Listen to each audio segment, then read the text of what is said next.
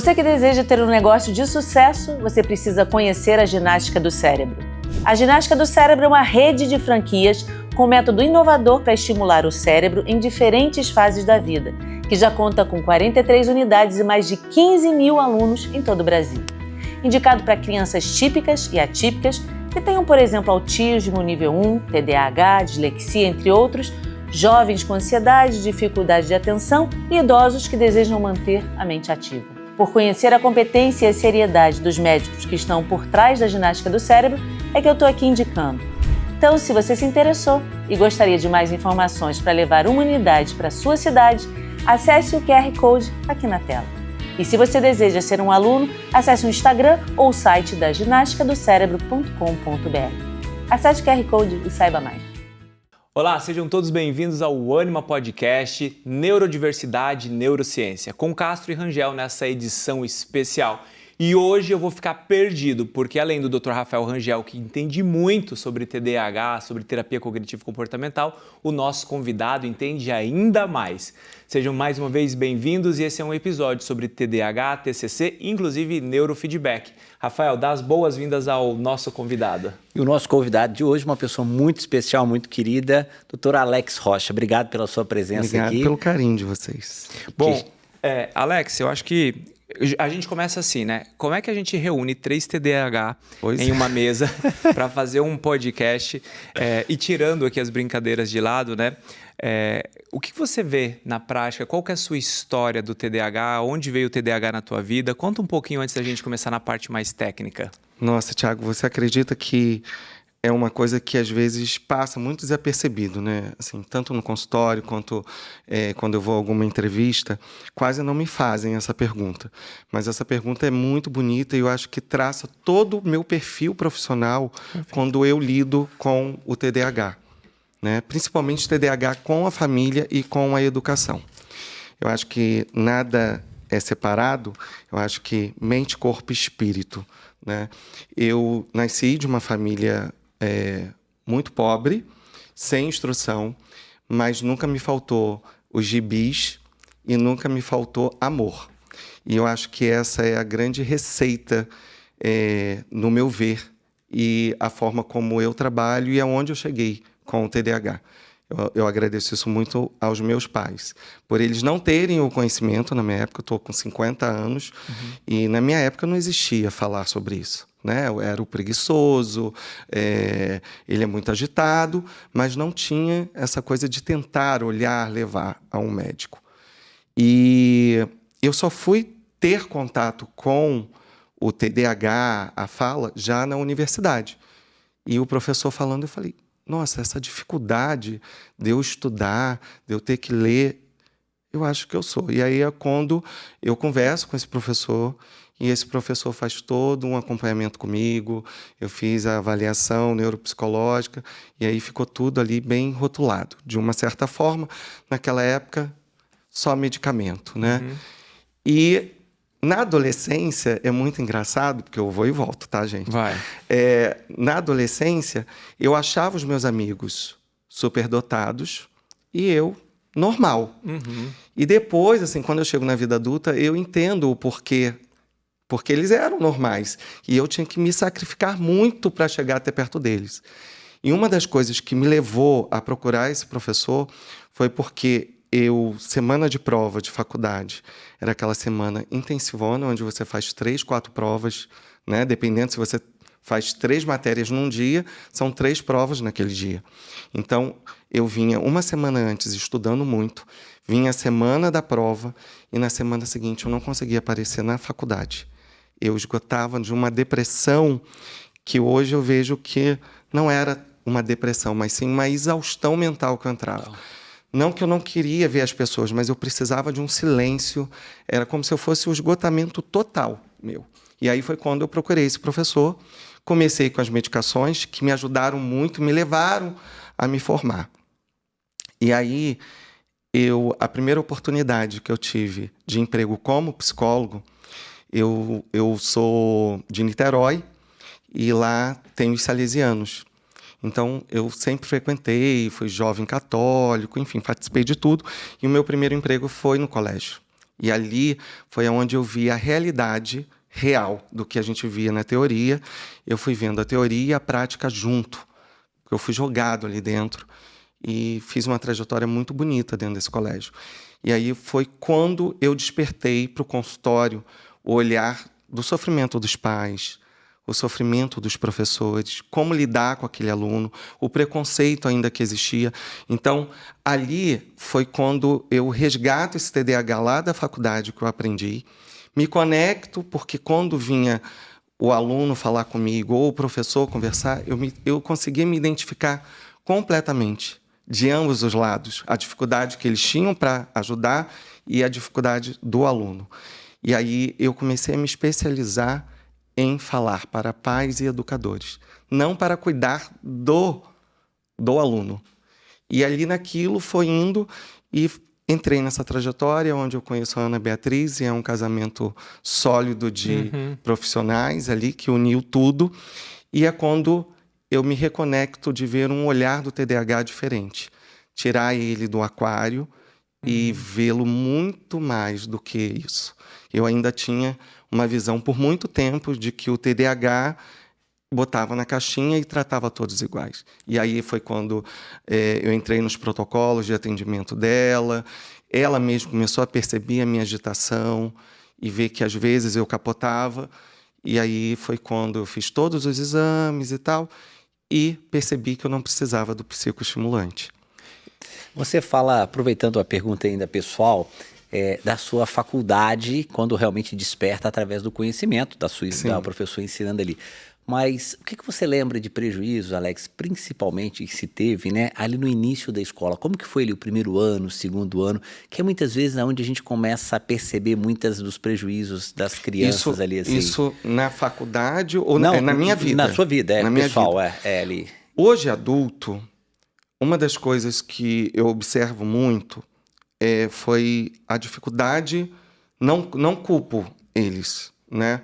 Mas a dificuldade da falta de informação, tá? Coisas que eu falo muito nas minhas palestras, que é o educador que seja rapadura. Eu tenho uma filosofia da rapadura, que é ser duro e amoroso ao mesmo tempo, né? Que é aquele doce nordestino. E isso me traz memórias, Rafael, do que você está falando, porque, assim, professores muito amorosos comigo, que tinham uma paciência maior, eram as matérias que eu me desenvolvia mais. E não importava se era matemática, o português, a história, a geografia. Era a conexão do amor que me fazia me dedicar mais ali. E a paciência daquele professor comigo.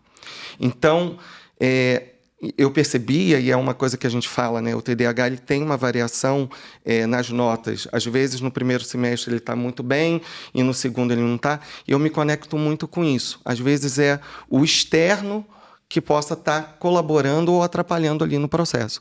Então, a tia Lígia, que eu não sei se é viva, mas eu tento, sempre que eu posso, eu falo dela, sabe?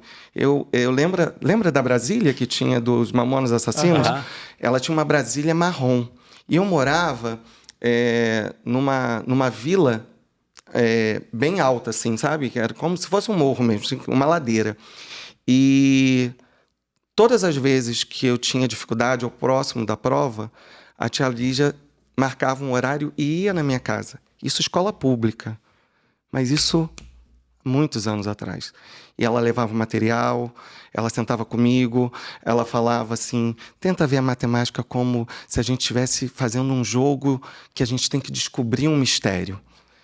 E dali eu fui aprendendo a matemática. Tanto é que a minha primeira faculdade mesmo, eu fiz escola técnica e fiz 2 períodos de engenharia.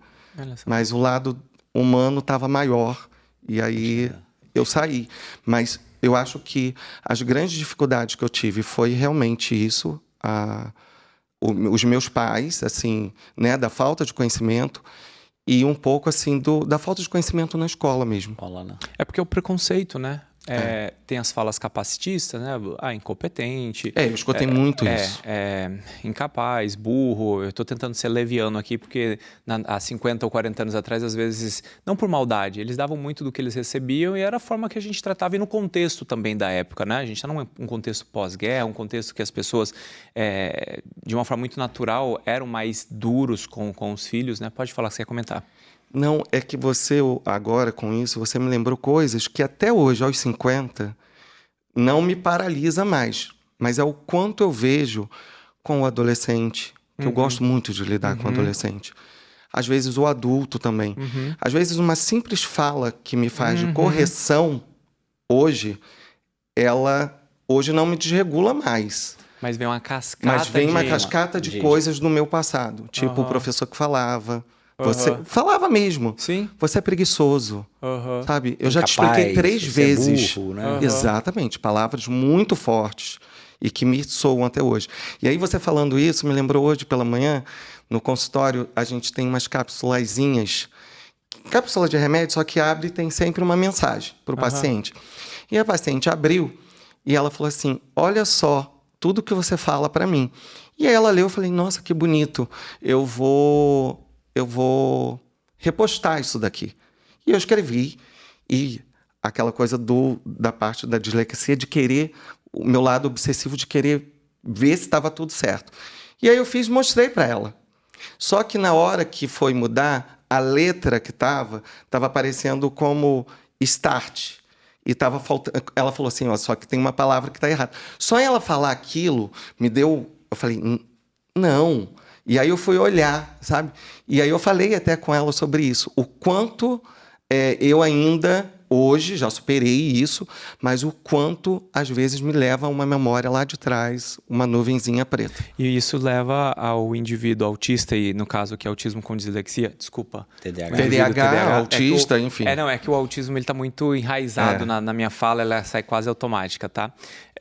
Mas isso mostra o quanto esse indivíduo TDAH, quando não bem acolhido, orientado, bem cuidado, seja na família, seja na educação, na escola, na faculdade, enfim, faz com que essa pessoa viva um estado de ansiedade, né, de sofrimento verdadeiro, de uma autoestima absurdamente baixa. Não sou capaz, não sou capaz, não sou capaz. Por não ser capaz, eu aceito qualquer coisa, qualquer trabalho, qualquer relacionamento, e eu vou sempre... A gente vai aceitando migalhas. Exato, vou sempre me baseando por muito baixo. Rafa, eu vou deixar, na verdade, assim, de verdade, gente, hoje eu poderia ficar só escutando esses dois, assim, eu tô puxando porque também meu controle inibitório é baixo, mas é porque eu tô diante aqui a 2 pessoas que entendem absurdamente muito de autismo. Eu olho para um lado aqui, ó, na minha mão tá aqui o livro que já a gente vai mostrar para vocês, do Alex. Aí eu olho para minhas costas, ele tem um livro de TDAH do Rafa e eu tô aqui, ó, perdido entre vocês. Vai, Rafa, você ia falar. Acho que um ponto importante que você fala, né, que a gente fala muito das questões associadas ao TDAH, as comorbidades, né, a ansiedade, a depressão. A gente entende que a ciência já mostrou que existe um componente genético, alterações estruturais, enfim, existe uma série de questões que são explicadas ali do ponto de vista mais acadêmico. Mas uma coisa que você cita aqui que eu acho que é muito importante, como as pessoas negligenciam os aspectos sociais, né? Essas palavras, as medidas punitivas, né? A criança não termina o dever dentro da sala de aula porque ela não está conseguindo, porque ela se distraiu, e o que ela recebe? Perde o recreio. A punição. A punição. Né? Então, assim, como a gente pode entender um pouquinho isso, Alex? Como a gente trabalha isso para as famílias? Porque essas crianças são taxadas de incompetentes, elas tiram notas baixas, elas são punidas, ela perde o videogame, ela perde a hora do recreio e ela vai sofrendo aquilo, e aí depois a gente quer justificar isso por um contexto genético de uma ansiedade, esquece um pouco esse contexto social. Como que a gente... Eu digo que são fatores que colaboram muito para aumentar a comorbidade do transtorno. Uma das coisas que eu gosto muito de falar se chama psicoeducação. E quando a gente fala em psicoeducação, Rafa, a gente está agregando família, escola e profissionais. Eu não consigo, nessa trajetória que eu tive, que foi, eu acho que o meu maior estágio foi a educação, tá ali, porque eu fiquei lidando com todas essas áreas e aonde eu vi as dificuldades. Família disputando um cabo de guerra com os professores, né? Falas, porque quando o professor tem uma fala errada, a família vem querer comer esse professor. Mas ele esquece que ele, dentro de casa, ele também comete erros tão ou piores do que a escola. Então, quando a gente fala sobre psicoeducação, que eu acho que é um termo assim, muito bacana, quando eu vou falar para pais, e eu gosto de falar para aqueles que não têm tanto conhecimento que a gente precisa, que é o que a gente está fazendo aqui hoje, ajudar pessoas que não têm tanto acesso, né? É levar que, assim, não é uma guerra, a gente tem que se unir, porque é exatamente isso, Rafa. Uma das coisas que me piora o meu transtorno são falas do passado. Quando a gente fala em trauma, o trauma é algo que... o trauma pode gerar o TDAH? A gente sabe que não. Mas ele potencializa demais. Sim. Porque são características que eu, que estudo trauma também, enfim, a gente sabe que potencializa, dificulta a memória, a impulsividade vem, né? Porque o sistema de amígdala fica ali ligado. A gente está falando da amígdala cerebral. Está de cima. Né? E então, isso tudo desregula muito as pessoas. Então, se a gente não tem uma estrutura social para lidar com essa criança, esse adolescente, não tem remédio, não tem terapeuta, não tem nada. Aí vão botar a culpa na genética só. Mas eu acho que é um conjunto de coisas. Sim. E foi muito bom você falar, porque é essa base que me fez me tornar o homem que eu sou hoje. Porque foi a base do amor, a base do respeito. Dentro da minha casa, eu nunca tive essa desregulação do desrespeito.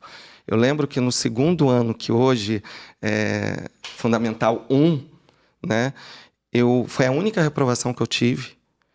E a minha mãe estava na grade. A gente subia para pegar o boletim e voltava. E quando eu peguei o boletim com a reprovação, na minha cabeça eu só veio assim... eu vou frustrar a minha mãe. Minha mãe sempre foi a minha maior professora.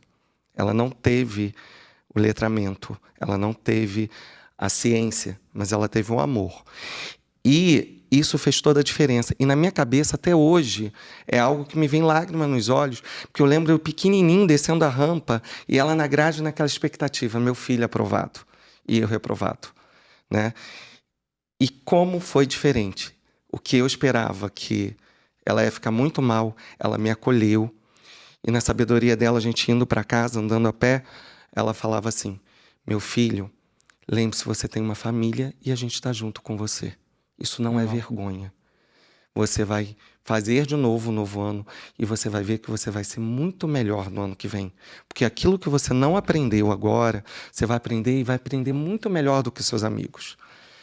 E isso, meu filho, eu falo porque eu me preocupo. Porque eu, quando eu era criança, um menino foi reprovado na minha escola e o desespero dele do encontro com os pais levou ele a sair tão atordoado e ele foi atropelado. Por isso a mamãe veio com você. Então, assim, são coisas parecem bobas e emocionais, mas leva você para uma segurança muito grande. Quer ver um exemplo, Rafa? A gente valoriza, e com todos esses protocolos que a gente tem hoje, falar de TTAH hoje a gente joga, vai aparecer um monte de coisas. E hoje a gente está falando aqui de coisas muito mais simples e que trazem efeitos. O seu filho tirar um 10 e ele ter uma dificuldade na escola e você falar, parabéns, você tirou um 10, você não está ajudando a reforçar o processo. Na verdade, você pode chegar assim, filho, eu vi o quanto você se dedicou e se sacrificou para você chegar a esse resultado. Vamos continuar assim. Você ali, você não está parabenizando somente aquela nota. Você está reforçando mudanças comportamentais que vão levar a ele a uma mudança lá na frente. Então, é muito aquela coisa de você dar o peixe. E a gente vê muito hoje, não falando dos nossos colegas, mas da própria literatura, colocando coisas da TCC, e eu sou TCC, de colocar dentro de um protocolo. É a terapia cognitiva comportamental, Exato. Uma das técnicas tratadas, só para as pessoas poderem... E é uma das melhores técnicas para a gente tratar, mas a gente não pode colocar aquele ser humano, pegar um recorte ali, olha, vamos fazer a economia de ficha. O que seria economia de ficha? É o pai, a escola, ele cumpriu todas as etapas, a gente vai dando uma ficha e ele vai ter uma recompensa. Acho isso muito bacana, mas desde que tenha por trás disso tudo uma orientação e o porquê que ele está tendo aquele ganho. A psicoeducação que você que muito é a bem colocou. psicoeducação. Né? Então, assim, eu acho que vai muito além da gente pegar um protocolozinho e ir fazendo. Primeiro, porque cada ser humano é único. E cada um vai ter uma característica. Né?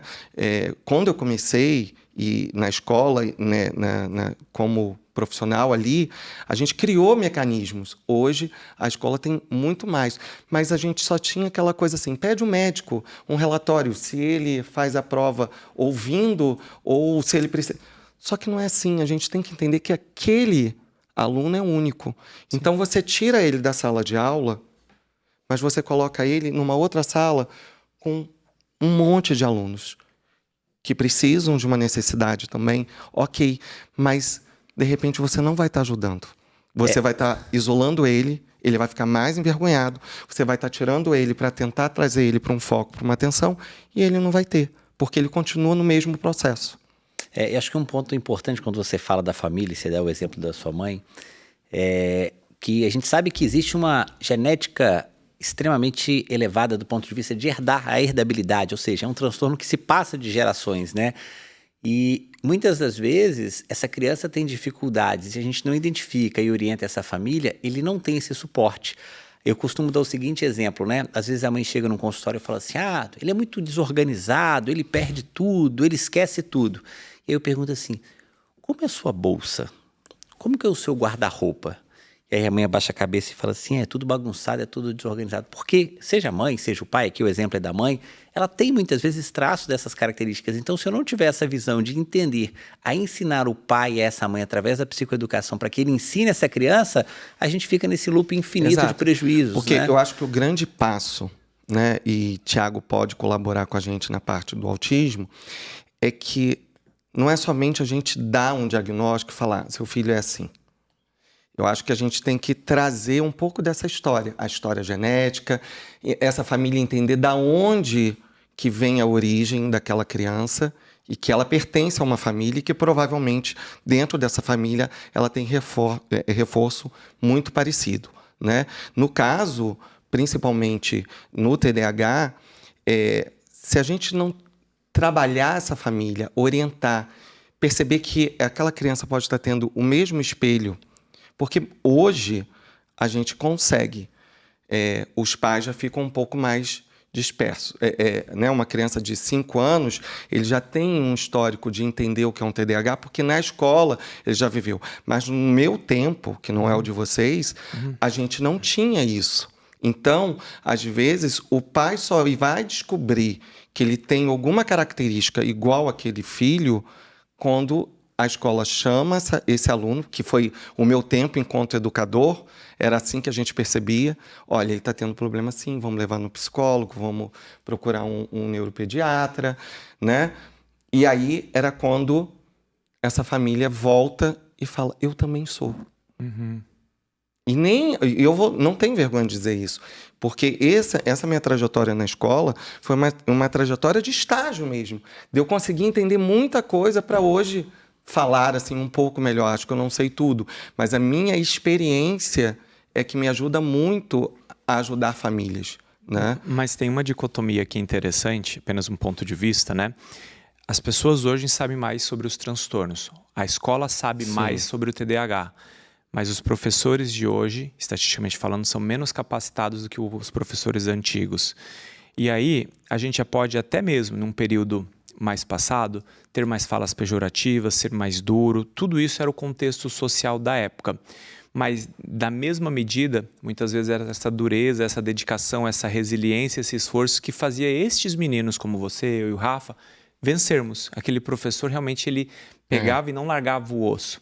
Já hoje existe muito conhecimento, um conhecimento superficial, mas existe. Mas a prática não. Só que na prática esse professor, seja pela demanda, seja pela capacidade, seja pelo sofrimento, seja porque ele não é culpado, nós não estamos aqui identificando culpados, mas no sistema educacional que nós temos hoje, nós não ajudamos verdadeiramente esse indivíduo. Lá atrás, ele escutava, você é burro, você é imprestável, mas exigia um esforço para ele dar certo, porque você tinha isso. Exatamente. Exato. Hoje não. Hoje tem muita mansidão para tratar, porque todo mundo tem medo de falar errado e a mãe se escandalizar, mas não tem uma objetividade no tratamento e no apoio daquele indivíduo. Pelo menos essa é a minha percepção. E eu acho que isso piora muito, porque assim, no mundo de hoje que a gente é cancelado por tudo, o professor, muitas vezes, ele se coloca num lugar que ele não sabe como ele conduzir. Ele até conhece o conteúdo, mas ele, às vezes, tem essa dificuldade. Porque, principalmente, o professor de hoje, e eu acho que sua fala foi muito pertinente, na questão exatamente assim, o professor ele passa por diversas coisas, né? Eu tive dos dois lados, do lado do consultório, que é o principal hoje, mas eu tive do outro lado. A cobrança de um professor é muito grande. E é ele que praticamente ele tem que lidar com toda a problemática e arrumar uma solução. E quando ele não arruma... E você começa falando que a gente não pode ficar no cabo de guerra, ou seja, é isso daí que você está falando. Você já está defendendo os dois lados, diga-se de passagem, né? Fala, olha, o professor não é culpado, o professor ele sofre tanto quanto a família, porque ele não tem os meios, eles não têm as ferramentas, é sobrecarregado. Hoje não é um TDAH na sala de aula de 30 crianças, é um TDAH, é um dislexo, é um guri que está ali sofrendo um abuso físico, outro está sofrendo um abuso mental, outro está sofrendo um abuso sexual, um está perdendo... A violência doméstica aconteceu. Exato, ou seja, olha tudo que um professor tem que lidar em uma sala de aula e na contramão disso, cada vez ele recebe menos instrumento, ele recebe menos armas para ir para essa guerra. E aí, lógico, que a gente não é... E é um ponto interessante, né, que a gente está falando de TDAH e a gente está dentro da sala de aula e talvez as pessoas estejam perguntando por que essa conversa de professores num debate sobre TDAH? Porque a gente muitas vezes está voltado para o TDAH para tentar controlar uma criança agitada, que são os que incomodam na infância, né? O desatento ele passa e vai levando e vai passando ali. E, na verdade, os grandes prejuízos iniciais é no processo de educação, né? O que você passa, é o que a minha irmã passou muitas vezes, né? Todo um sofrimento ali de prejuízos na escola. É uma ferida muito grande. Vocês falaram um negócio interessante. O guri inquieto que está pulando, está dando trabalho, ele recebe o diagnóstico. Mas o desatento... Não. Explica um pouquinho para nós, Tiago, isso foi uma coisa assim que aconteceu e de vez em quando, no mesmo tempo que eu tô ali no cabo de guerra e como meio juiz ali ajudando, eu às vezes eu tenho que, ainda é o que você fala. Antigamente, podia ter a fala grosseira, mas eles ouviam muito mais e praticavam muito mais. Hoje, o que adianta ter as diretrizes todas que a educação tem? Eu preciso do laudo tal para poder ajudar esse aluno. E você, no fundo, na prática, você não faz. Uma das coisas que você trouxe e que eu acho assim, muito relevante é a questão exatamente da gente... Me perdi, gente, rapidinho. Não, tá tudo bem. A gente estava falando... Esse aqui é o TDAH. Sim, voltei. Isso aqui, gente, isso aqui é a prática para você ver como é que funciona a cabeça do TDAH. Não, mas então, 3 aqui hoje. Mas parece brincadeira e daqui a pouco ninguém vai lembrar o que você está pensando. Já lembrei. Mas a nossa cabeça ela funciona assim: é o que eu estou falando, é o que eu vou falar e é o que eu tinha falado. E a imagem do que parece. Exato. É uma loucura, vira uma bagunça e aí, às vezes você perde o foco mesmo. E aí, às vezes eu tenho que ter assim, ser um pouco mais assertivo com a escola. Porque a gente faz todo um trabalho, conversa, vem com a psicoeducação, pediu o protocolo, a gente segue o protocolo e chega lá na hora, não realiza. Coisas muito comuns do tipo, vamos colocar esse aluno um pouco mais na frente, aí tem agora a fala do rodízio da sala de aula. Só que esse aluno, ele participar desse rodízio é complicado, porque aí é a hora que a gente vai ver a mudança comportamental, é a mudança na nota, porque no primeiro semestre ele estava sentado lá na frente, no segundo ele já foi lá para trás. Vai lá embaixo, e aí fica essa correria. E eu já passei por uma situação assim, muito delicada, que aí eu tive que ser um pouco mais assertivo. Todo mundo sabe, eu trabalho com a Ana, E a gente sempre fazia junto os laudos. E a gente orientou sobre um aluno, que esse aluno está até nesse livro aí. Todas as orientações dele, colocando a hiperatividade dele, falando da hiperatividade mental, larará. E aí, liga a coordenadora da escola, se apresenta para mim. Não foi nem para a Ana, né? Então ela ficou ali mais ou menos no mesmo nível. A e aí Ana ela que ele veio fala conversar é comigo. a doutora Ana Beatriz. Isso, né? ela deixou a Ana e pegou só essa parte. E aí ela veio e trouxe a seguinte fala: tudo bem, primeiro leu todo o currículo dela, os cursos todos que ela fez e tal, não sei o quê. E ela falou: querido, eu discordo um pouco do laudo de vocês, porque o Davi, na verdade é um outro nome, Davi, ele é muito quietinho, ele não dá trabalho nenhum na sala de aula. Então essa hiperatividade que vocês colocam, eu acho que vocês estão falando de um aluno que não é nosso. E aí eu assim, respirei muito fundo e eu falei: olha, eu admiro muito todo o seu currículo e acho que a gente tem que continuar estudando a vida toda. Porque como você, eu também aprendi que o TDAH é assim, assim, assim. Mas como a gente evolui e a gente continua estudando, a gente tem que prestar atenção. Porque essa hiperatividade que a gente está falando é uma hiperatividade mental. E quando você está colocando para mim, você está falando de uma comorbidade que é a hiperatividade motora, que pode vir ou não. Então são coisas ainda que a gente escuta, entendeu? É um despreparo muito grande. E esse desatento é o mais prejudicado. Porque o que é levado... É o bonzinho, é o bonzinho, calminho, ele tranquilo. passa desapercebido. Então, ele não está dando problema em sala de aula. Então, a gente tem que olhar muito, como o Thiago falou. Às vezes, a gente associa: esse aluno está muito agitado, ele não era assim. Então, assim, será que não é um TDAH? E aí eu gosto sempre da linha do tempo. Quando esse aluno chegou aí na sua escola? Tem quantos anos que ele está aqui? Ele entrou esse ano? Está aí no início do ano. Como que ele foi? Porque o TDAH ele não aparece do nada.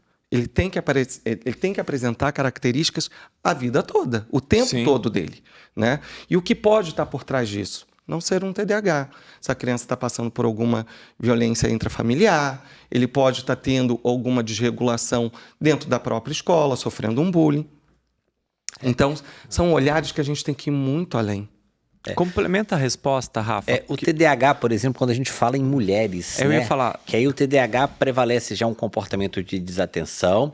Existe uma coisa, depois você complementa explicando sobre até aquela questão. Eu ia fazer a pergunta para você, mas você complementar. Eu ia falar justamente isso. Eu ia falar, por que essa diferença do hiperativo e desatento? E aí que você complementasse quais são os tipos de TDAH e geralmente em quem é mais predominante cada tipo desse TDAH. Era exatamente isso que eu ia falar para você. Na verdade, existem áreas do cérebro, né, que modulam o comportamento, a região frontal, né? A gente estava conversando aqui antes de começar sobre o desenvolvimento do córtex frontal, que é onde há a sede dos problemas do TDAH. Então, existem áreas que estão mais alteradas no hiperativo e no desatento. Que é interessante que essas áreas não são estáticas, então existe uma mudança. Em mais de 80% das vezes, o hiperativo na infância, ele se torna um desatento e os prejuízos continuam. Agora, o que é mais interessante, que a gente tem que ter mais cuidado, é o TDAH do sexo feminino. Por quê? Normalmente, não é uma regra, mas ela já abre o quadro inicial com uma desatenção. Então, ela já vai passando, vai passando. Chega na adolescência já com muito prejuízo, com notas baixas, com tudo isso que o Alex foi contando da vida particular dele aqui. E aí, muitas vezes, ela chega no consultório do psiquiatra, do psicólogo, se automutilando, se cortando, ansiosa e depressiva. Passa-se anos. E esqueceu já daquilo, de toda a dificuldade. Tomando antidepressivo, na depressão focado dela. naquilo ali, na depressão, e é onde está a raiz desse problema, não é isso, Alex? E aí chega para vocês, normalmente ele passa ali pelo neuropediatra, ele não passou pela avaliação do pediatra, ele chega lá com o psiquiatra com 18 anos, tentando suicídio, tentando esse Eu nem diria nem o processo, suicídio, porque o suicídio eu acho que é o ápice do sintoma. A ansiedade, a depressão, a obesidade. Mas coloca uma obesidade no meio. Por que ele traz isso? É uma coisa que eu pego muito. O tempo todo que essa criança passou, principalmente essa menina, passa-se desapercebido. E junto com os sintomas que ela já tinha da desatenção, ela provavelmente pode ter sofrido exclusão na escola. Então, tudo isso são marquinhas que vão passando e passa desapercebido.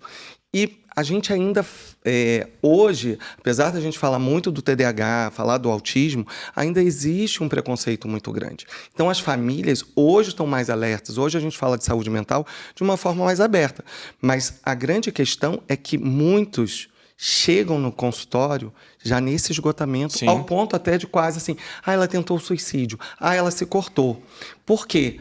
E aí todo mundo foca assim, ela está deprimida e ela está dando trabalho para a família. Exato. E aí quando chega lá na terapia, você vai olhando e vai buscando, você vai mexendo naquela, eu digo que é a Ferida caixa escondida, d'água, né?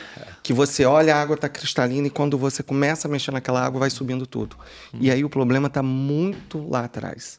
Muitas vezes, a maioria das vezes, a depressão, a ansiedade que aparece, para mim, eu estou falando da minha realidade, ela vem parecendo primário, mas logo depois que você trata aquele sintoma, você percebe e aí você encontra o grande foco do problema dela, que é o processo de recaída, que é o TDAH. Isso é interessante porque esse esgotamento, ele não está no DSM não, tá? Sei lá, quando eu leio lá os critérios, não tem lá esgotamento. Explica um pouco mais sobre isso. Para mim, o esgotamento é como se você pegasse um secador de cabelo de 110 volts e você coloca na tomada de 220. Pode ser que ele ainda funcione por um tempo, mas ele vai esticar até que explode aquele motor. Eu digo que esse esgotamento que o TDAH tem é como se fosse isso. Você estica até o momento que você esgota tudo. E aí você chega num patamar que, se você apresentar uma arma na frente dele, você faz o que você quiser. E aí a gente fala que é a depressão que chegou ali. Alexitimia mesmo. Exatamente. Ele já não tem mais força para nada. E aí, quando você começa a cuidar daquilo, você vê que a predominância daquilo é um paciente que tem muito mais comorbidade para ansiedade do que para depressão. E aí, por que eu falo um pouco mais sobre isso? Porque como eu trabalho com neuromodulação, muitas vezes as pessoas, até o profissional mesmo, o médico manda para mim,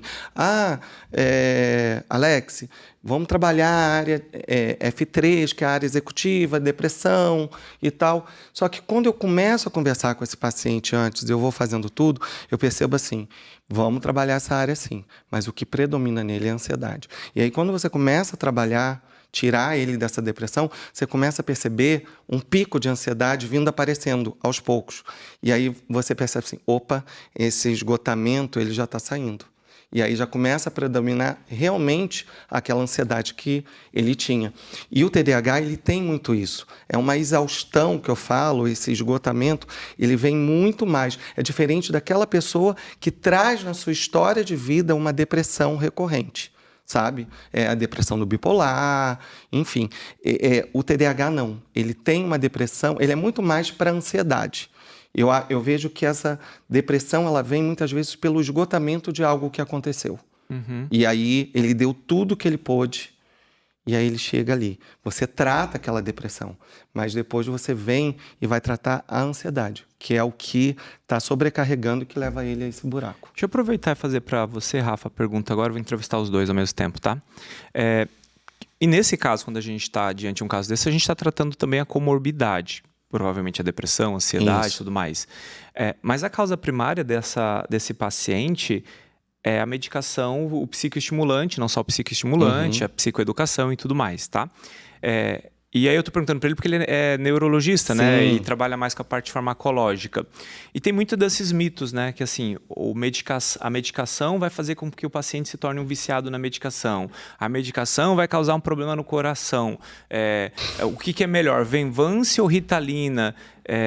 Eu vou te pedir uma licença de 3 ou 4 minutos para ele fazer um review sobre essa questão toda. Então, vai lá, explica tudo isso para nós. Tá. O que é importante entendermos? Que o TDAH ele muitas vezes está associado a outras condições de saúde, como a gente está debatendo aqui, ansiedade, assim. E uma pergunta é, o que eu trato primeiro? A ansiedade, por exemplo, nesse paciente, a depressão, ou o TDAH com psicoestimulante, que é a Ritalina ou Venvance?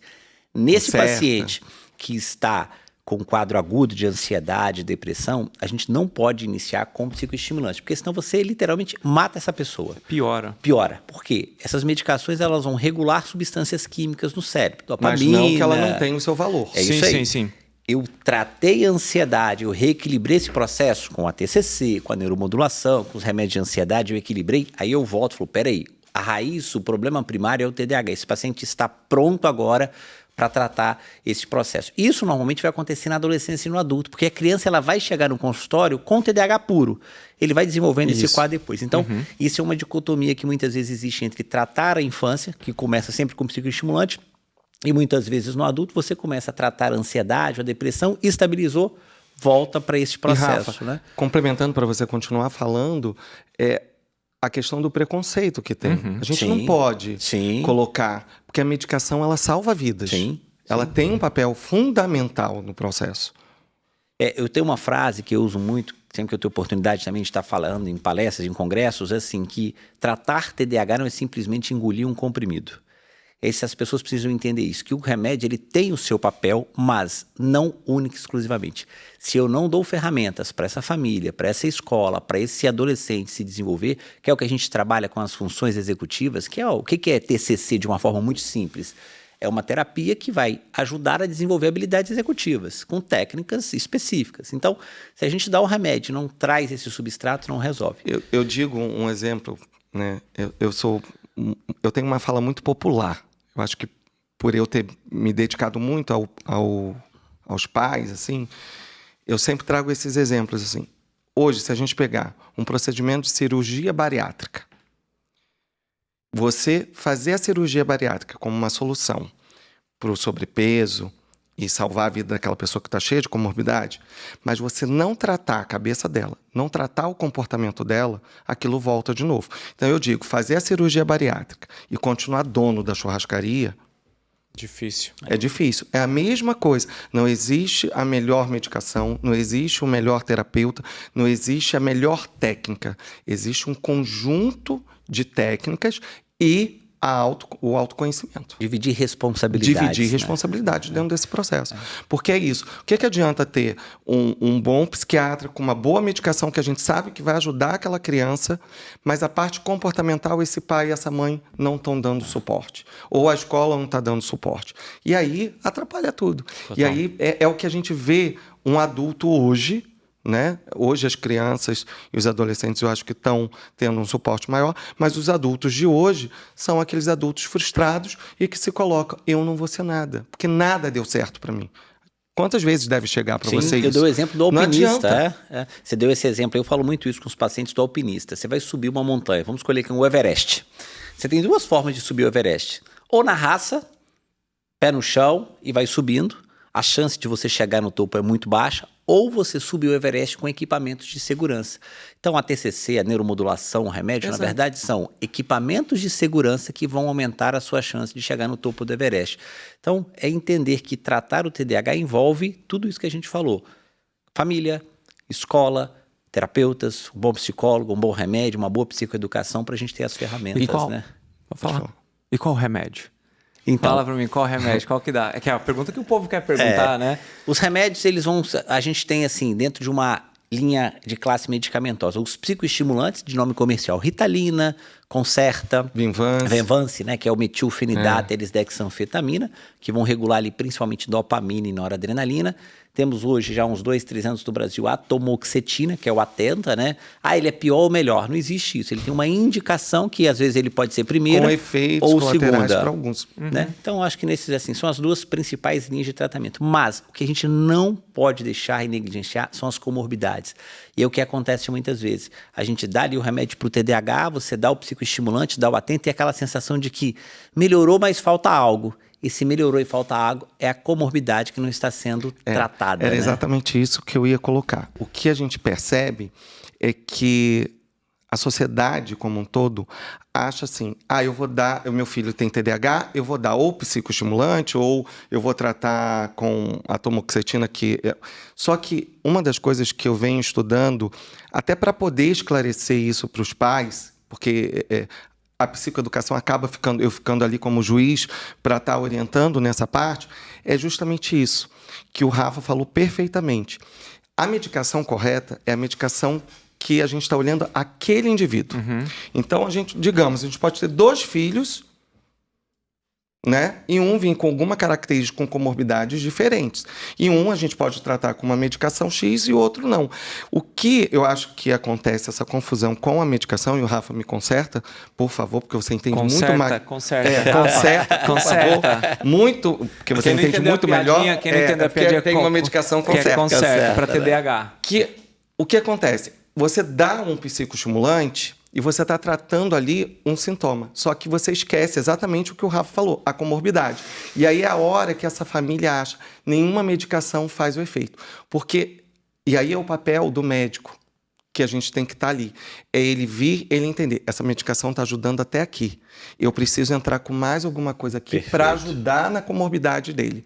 E aí, nessa partezinha aqui, de repente, a psicoeducação junto da família, com isso, e com mais um Ancitec da vida, que vai ajudar ali para trazer o equilíbrio. E aí, aquela potência nasce. Porque eu digo que o TDAH é uma potência, é um dom que Deus deu para a gente. E eu posso falar aqui, sem medo de ser cancelado, que é o seguinte, que infelizmente o médico, acontece a seguinte situação hoje em dia, né? Muitas vezes prescreve-se uma Ritalina e tchau. E aí o paciente volta 6 meses, repete-se a receita da Ritalina aumenta a dose. Aumenta a dose. Então, eu acho que isso é um ponto muito se você for delicado. Cancelado, também porque eu concordo com você. Isso é um ponto muito delicado, né? Porque se a gente não isso dividir daí, esse como processo, a gente já falou, né? do professor, como a gente já falou dos pais, a gente também tem que falar enquanto profissional de saúde. Sim. Todo mundo quer. Eu lembro que o Thiago, na época da enchente no Rio Grande do Sul, foi para lá. E foi uma época que todo mundo fica solidário. Eu acho importante. O Thiago ele foi enquanto ser humano, mas ele também foi enquanto profissional, que ali tinha um papel importantíssimo para ajudar naquele momento. O terapeuta, ele também pode ir. Só que aí é a hora que eu também posso ser cancelado, que eu critico. Não é todo mundo que está preparado para pegar todas as linhas de frente. Então, eu posso me preparar muito bem para trabalhar com adolescente, mas com criança, de repente, eu não sou muito bom. E é a mesma coisa, porque numa das coisas que o Thiago passou ali, são situações com trauma. Aí o terapeuta vai para lá para ajudar. Concordo. Mas tome cuidado, porque o que você pode estar fazendo ali, você está despreparado, você pode estar revivendo alguns traumas. Entendeu? Então, é a mesma coisa que a gente precisa saber o lugar da gente enquanto profissional. E aí eu puxo da mesma sardinha que eu posso ser cancelado. A gente precisa estudar mais, entender mais, enquanto profissionais da saúde. Porque não é só dar um remédio. Porque isso começa a descaracterizar, começa a trazer a culpa da medicação, que essa medicação só traz problema. E as pessoas que não têm tanto conhecimento ficam morrendo de medo do uso de uma medicação. Perfeito. Aproveitando esse gancho aqui, eu queria te fazer então uma pergunta, uma coisa que você domina muito e estuda muito, né? E que muito odiado e amado por muitos, pela falta talvez de conhecimento, sobre a neuromodulação no TDAH. O que é essa ferramenta? Para que ela serve? Qual é a efetividade ou não a respeito da neuromodulação? Você vai responder, mas depois que eu fizer aqui uma ponderação também, porque eu acho que é muito importante. Eu falo porque tem crianças nesse momento que estão sofrendo com isso, tem jovens, adultos, enfim. A pessoa tem um transtorno. E quando tem esse transtorno, pelo menos quase 50% deles irão tomar medicação em algum momento da vida, certo? Certo. Se você tem um paciente que é diabético, o paciente pode tomar remédio para o resto da vida e ninguém está questionando. Se o paciente é hipertenso, ele toma medicamento para o resto da vida e ninguém questiona. Agora, quando o indivíduo tem um transtorno, estão sempre perguntando, mas isso vai deixar ele viciado? Isso vai gerar com que ele tenha problema? Não, vai dar problema ele não tomar a medicação quando ela é bem indicada e prescrita. E na contramão do que vocês falaram, que assim, tem que tomar cuidado, esses profissionais não pode sair prescrevendo sem um cuidado a mais, eu falo assim, também prescrevam, porque o que acontece? No posto de saúde, não renova a receita controlada. O profissional tem que ir lá pagar uma consulta com um médico particular para renovar a receita quando aquela família é do SUS. O médico do SUS tem medo de uma receita amarela, o médico do SUS tem medo de uma receita branca. E isso é um problema, porque eu não viabilizo o tratamento, justamente por essas crenças limitantes que remédio para TDAH é perigoso, quando na verdade ele é seguro. Diga-se de passagem, é mais seguro do que a amoxicilina com clavulanato, que as pessoas nem pensam em dar para uma criança de 3 anos que está com quadro viral. Mas o moleque que tem 9 anos que precisa tomar uma Ritalina, meu Deus, isso aqui vai comprometer a vida do meu filho. Ritalina é de 1944, né, Tá vendo? Tiago? Então, Não, se remédio velho é remédio bom, e né? o discurso que a gente já chega e a gente tem que desconstruir com esses pais. Porque, às vezes, é um trabalho tão árduo para a gente desconstruir isso, porque vem assim, tá, mas ele vai usar só por 3 meses? Como se fosse assim, ele teve uma pneumonia e ele vai tomar um antibiótico e vai acabar? Não, as pessoas precisam ter essa consciência, que realmente a diabetes a gente vai ter que fazer o uso da insulina pro resto da vida, o hipertenso vai ter, e por que não a gente fazer uso? Perfeito. Só que o diabético hipertenso, ele tem que ter uma boa alimentação, ele tem que comer o sono, ele tem que fazer uma atividade física, ou seja, não adianta também só tomar insulina ou remédio de pressão. Então, Ele precisa entender o Exato. que ele tem e aprender. É o que a gente tenta fazer o tempo todo. E agora, antes de você responder também a sua pergunta, quando a gente está falando dessa rede de apoio, eu vou pedir licença para vocês para fazer um convite para vocês conhecerem a ginástica do cérebro. A ginástica do cérebro é uma franquia, tá? Até apresentando aqui para o nosso querido Alex, que estimula a cognição, a atenção, o foco, a memória, literalmente uma ginástica do cérebro. E ela é para crianças 7, 8, 9, 10, 12, 15 anos de idade típicas, ou seja, que querem se desconectar das telas, que querem encontrar algo que faça sentido, estar conectada com outras crianças. Ela serve para pacientes autistas nível 1 de suporte, TDAH, dislexo, e também serve para os vozinhos, justamente porque ela ajuda nessa questão das condições neurodegenerativas. É, de fato, uma ginástica do cérebro. E você pode ser um franqueado, tá o QR Code aqui do lado, você pode fazer e conhecer mais este modelo tão legal que tem ajudado tantas e tantas famílias. Já são quase 50 unidades no momento deste podcast e com certeza deve ter uma perto da sua cidade ou matricule o seu filho e o seu vozinho. Bom, Alex, e agora a pergunta que o Rafael te fez, que reformule, por favor. Vou reformular a pergunta, né? A gente fala muito sobre neurofeedback. Eu queria que você explicasse um pouco o que é essa ferramenta, qual o papel na ciência, se ela funciona, se ela não funciona, como ela deve ser utilizada, qual o nível de responsabilidade que a gente tem que ter em relação à neuromodulação no tratamento do TDAH. Perfeito. Então, eu vou voltar um pouquinho lá atrás. Nesse mesmo período que eu vou trabalhar com a Ana, e ela me orienta e me explica que eu preciso da medicação, mas tem certas medicações que no meu quadro elas vão piorar ainda a minha ansiedade, e aí é a hora que eu volto a estudar um pouco mais sobre esse entendimento do TDAH, e é onde a minha janela abre maior e percebo que nem todo TDAH é igual, e os padrões cerebrais também.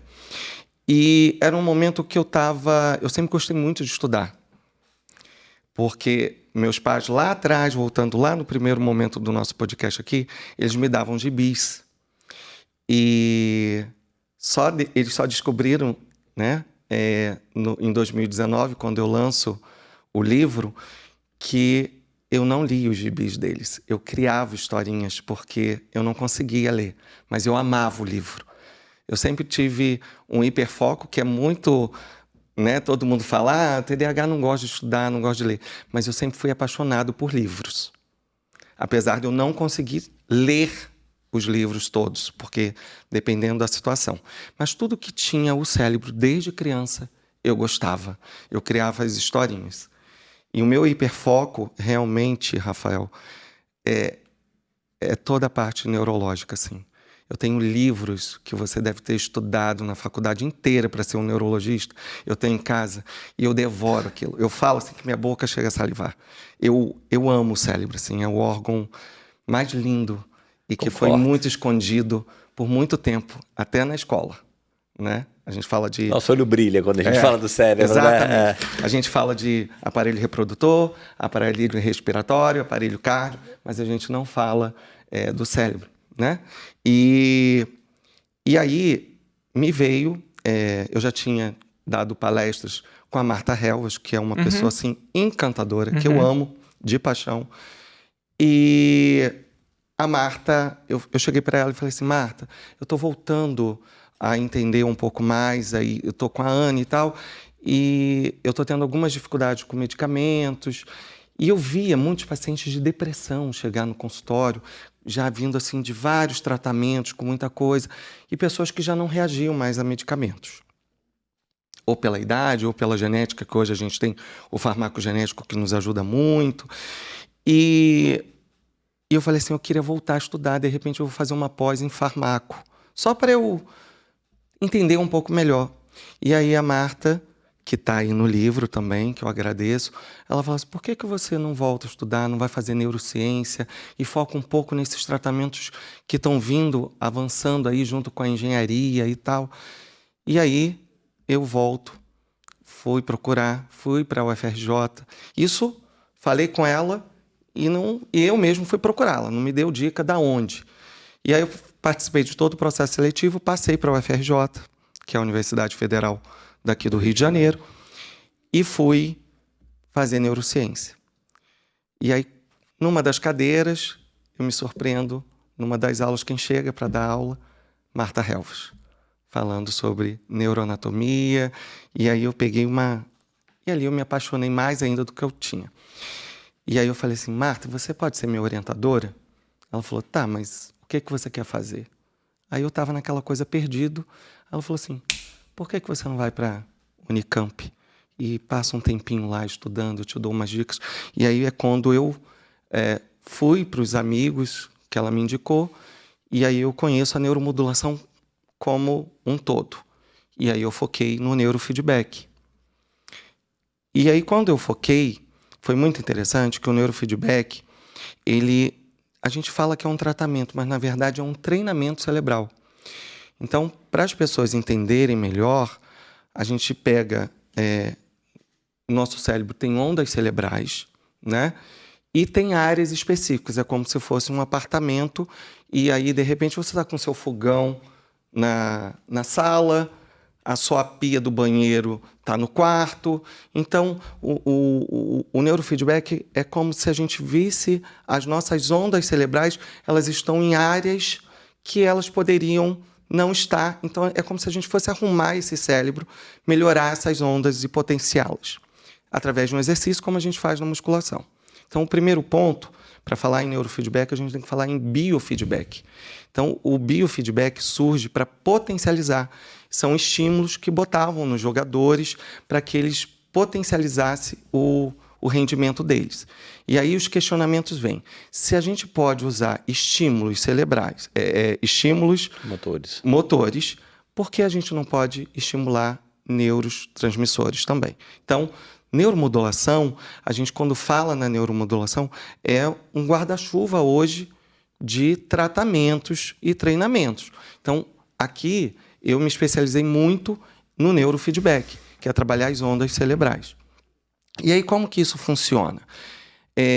A gente bota os eletrodos, o sistema 10-20, que é o mesmo que a gente faz todo o eletrocefalograma. Ou seja, a pessoa coloca como se fosse, entre aspas, um capacete de tecido, isso, que vai colocando em áreas específicas do cérebro. Aquele exame eletroencefalograma, né? Então você vai colocando aqueles fios, que são os eletrodos, né? Então existem áreas específicas, que é o chamado sistema 10-20. Sistema 10-20, que é como se a gente mapeasse esse cérebro, né? E é um mapeamento cerebral. Uhum.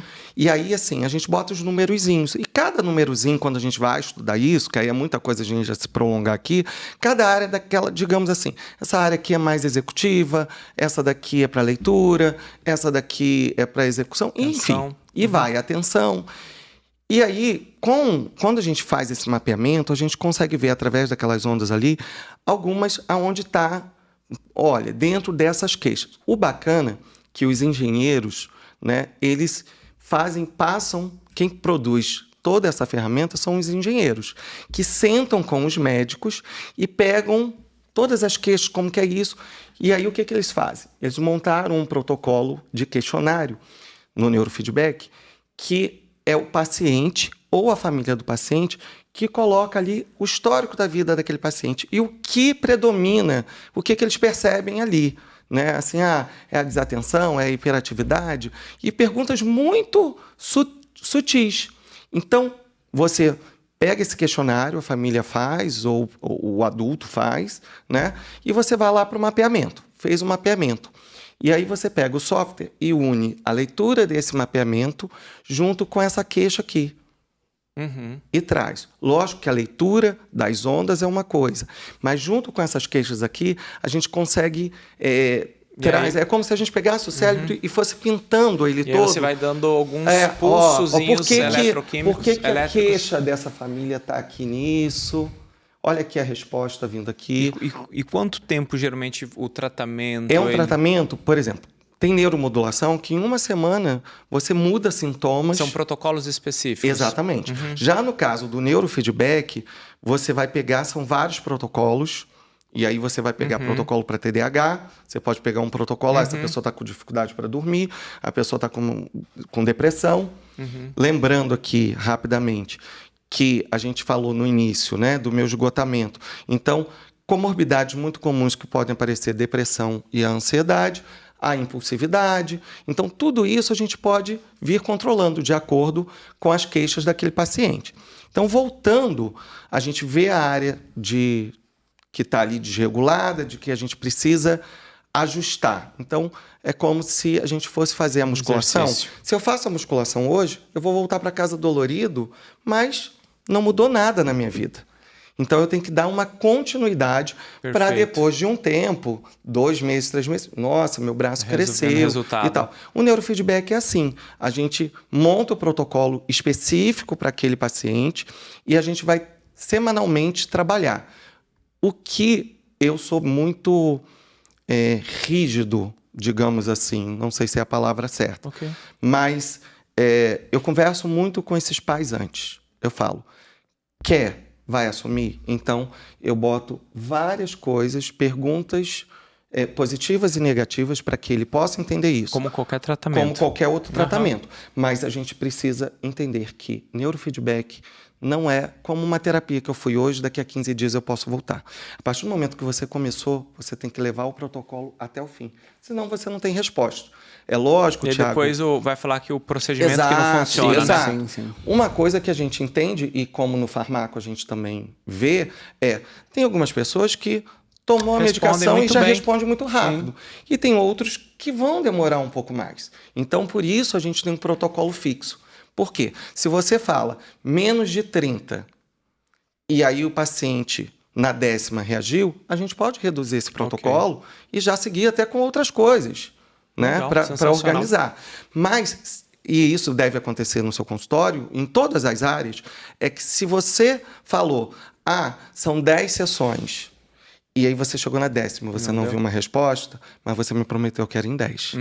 Então, a gente sempre, a ciência, todos os pesquisadores que trabalham nessa área, colocam no mínimo 30 sessões para a gente ter resposta. Mas a gente pode ter em 10. Perfeito. Isso varia. Tem que isso não inviabiliza, também importante, né? As outras técnicas dos outros tratamentos. Acho e aí, o que a gente tem que fazer? Não adianta, foi o exemplo que a gente deu, da medicação ou da cirurgia bariátrica. Não adianta você achar que eu vou tomar um remédio e pronto, solucionou o meu problema. Eu tenho toda uma questão comportamental que vai ajudar. Por isso que eu acho que neurofeedback ou qualquer neuromodulação ligada muito mais para a área da psiquiatria do comportamento não tem como não ser com um acompanhamento terapêutico. Não importa, mas precisa ter, para que aquela pessoa tenha consciência que ele precisa mudar padrões na vida dele.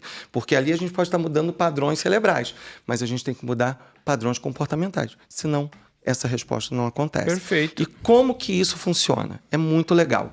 Porque você tem um computador, que você vai estar vendo as ondas em tempo real e o que você precisa estar ali modulando, né? Bota o eletrodo nas áreas específicas que a gente quer trabalhar e a gente bota uma televisão e aí a gente pode botar um game quando é criança, quando é um estudante que está na faculdade, a gente bota um vídeo, a gente bota um texto.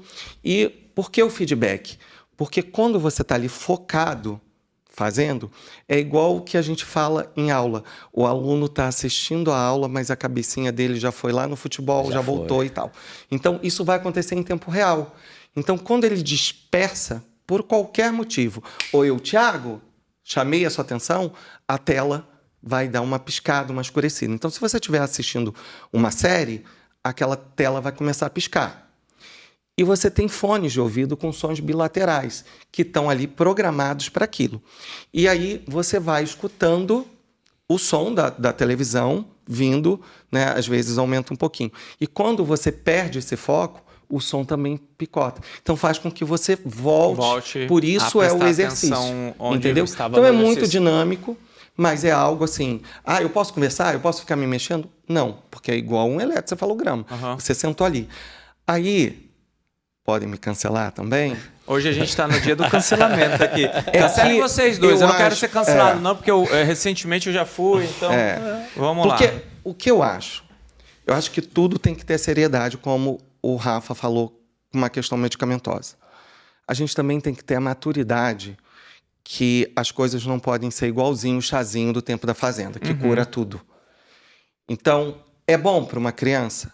É, mas na minha prática clínica, eu não pego nenhuma criança com menos de 10 anos. Perfeito. Por quê? Você imagina as crianças com 5, 6 anos. Você chegar e botar ela sentadinha, ou para ela, mesmo que seja um gamezinho, ela vai mexer. Vai ter viés de resultado. Você não vai ter. Vai ter viés. E aí é a hora que vem, a medicação não dá certo, nenhum tratamento dá certo. Então, não é uma experiência. Para mim, não é. Eu sei que tem colegas que fazem. Outra coisa importante que posso sofrer uma crítica.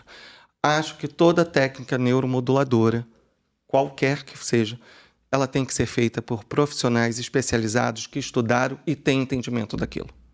Mas aí não tem nem cancelamento. Eu acho que é o mínimo necessário, né? Não dá para você pegar o curso de 10 horas do final de semana e você ser o expert no assunto e agora eu já estou fazendo esse exame para todo mundo. Porque assim, é que dá errado. Hoje, Thiago, houve uma explosão de falar do neurofeedback, mas assim, eu tenho muito carinho porque isso me ajudou muito para mim, Alex. Porque para eu me formar, eu tive que fazer em mim, eu comigo mesmo, e eu tive que fazer em mais 3 pessoas para eu ter o certificado. E assim, comigo, aquilo que eu falei do livro, de querer ler, hoje eu tenho outros livros que eu leio com mais tranquilidade hoje, porque me trouxe uma clareza, principalmente nessa parte da dislexia. É como se eu fosse um cego que passei a enxergar. Trouxe aparelho? Entendeu? Porque eu consigo ter mais foco. Não que solucionou o meu problema. Lógico. Então, por exemplo, eu estou mais ansioso, eu vou ter os meus sintomas predominando um pouco mais. Perfeito. Né? Eu estou aqui na entrevista, com certeza o meu TDAH ele pode estar muito mais aflorado. Mas, assim, ele é algo que a gente faz por uma temporada, tipo uns 3 meses, segue a vida. Depois de um tempo, volta. Que é igual a gente fazer a terapia comum, sabe? Você pegou aquela criancinha, cuidou aquele sintoma, dá liberdade para ela ir. Perfeito. De repente ela vai voltar na adolescência porque ela está tendo um outro padrão. E assim a gente vai fazendo. Mas a gente tem que tomar esse cuidado. Perfeito. E lembrar que assim, não é a técnica que salvou o mundo, mas é mais uma complementação. Mais uma ferramenta. Mais uma ferramenta. E aí é de onde vem esse livro aqui? Isso, porque... Fala sobre o livro aqui para nós. Então, aí o que aconteceu? Eu volto, continuo... Vou deixar do seu lado que aparece aqui, ó. Eu volto e continuo a neurociência. E aí chegou a hora de eu fazer a minha tese. E aí eu fiz toda baseado nas pesquisas, junto com o pessoal da Unicamp, junto com a UFRJ, junto com os dados que eu colhi dos meus pacientes, com a autorização deles, tudo bonitinho. E fui lá, fiz a minha apresentação, já neuromodulado, consegui apresentar, tirei 10 na minha modulação, na minha dissertação. E aí a Marta Helvas fala assim, você precisa publicar isso. Eu falei, mas como?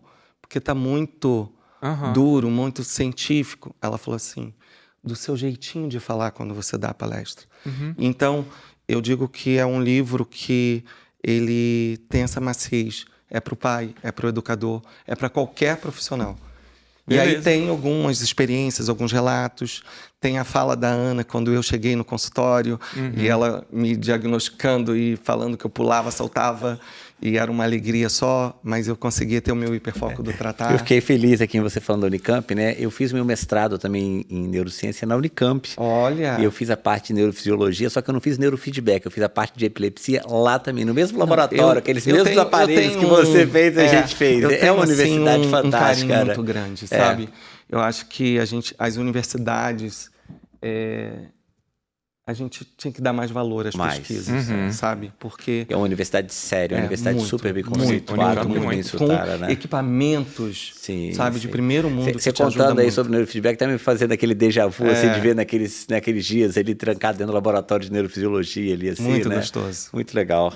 Bom, então aqui está o livro para mais uma vez para quem ainda não viu, Superando o TDAH, Neurofeedback, Terapia Cognitivo-Comportamental na Melhoria dos Sintomas do Déficit de Atenção, por Alex Santos Rocha. Eu só conhecia o Rocha aqui, o Santos estava escondido. Com o prefácio da doutora Ana Beatriz Barbosa Silva também. Assim, a gente tem um sobrenome a mais. Parabéns, meu querido. Bom, a gente já está indo para a parte final aqui, mas eu queria, antes disso,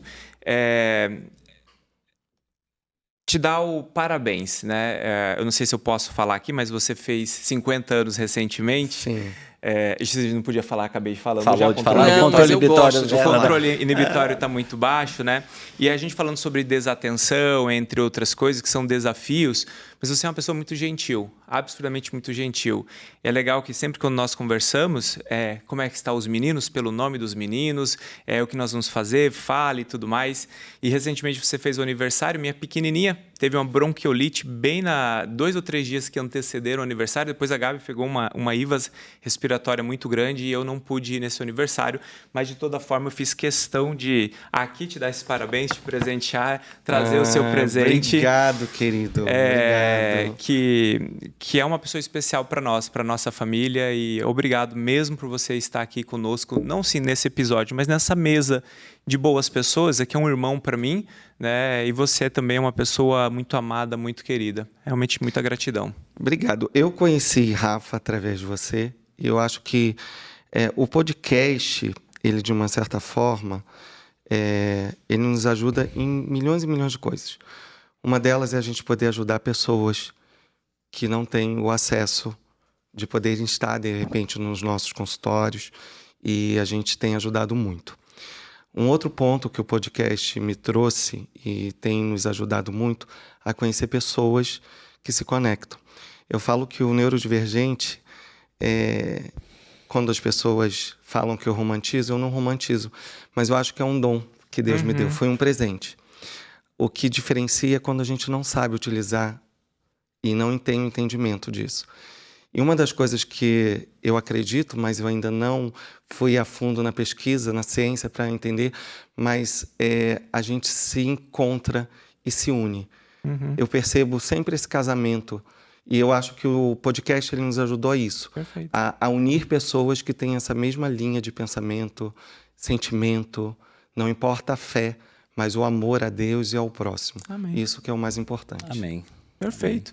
Bom, senhoras e senhores, estivemos aqui com Alex Rocha. Você pode segui-lo nas redes sociais. Tá bem simples, né? Tá Alex Rocha... Não, Alex Psicólogo. Alex Psicólogo. Alex Psicólogo. Então, vai aparecer aqui embaixo, né? Então, Alex Psicólogo, Alex Rocha. E você... De vez em quando encontra também ele ali no Pod People, junto com a doutora Ana Beatriz, onde ele participa como co-host. E vocês... Não deixem, né? Eu esqueço de falar isso, não deixem de seguir, não deixem de compartilhar, ativar o sininho, porque é muito importante para esse canal a sua participação. Agradeço ao meu companheiro de mesa, Dr. Rafael Rangel, e a você, Alex. Uma ótima semana a cada um de vocês. Tchau, tchau. Tchau, tchau, pessoal. Muito obrigado.